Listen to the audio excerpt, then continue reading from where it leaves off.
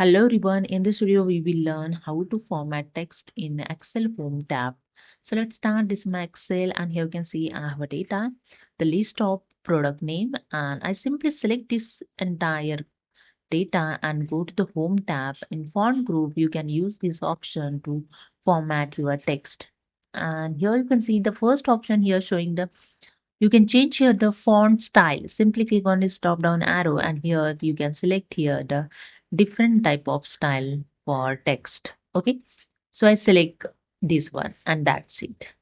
And after that, you can change the font size also. I'll just click on this drop down arrow, and you can select here the font size easily.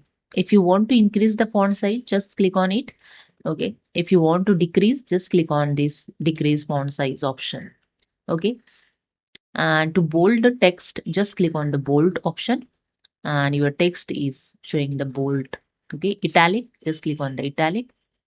Okay, you can underline your text is underline. You can see if you want double underline, you just click on the double underline. Okay, and to fill the color, click on this drop down arrow and select the color those you want to fill. And if you want to change the text color, you can change here also. So I select the text color here. That's it.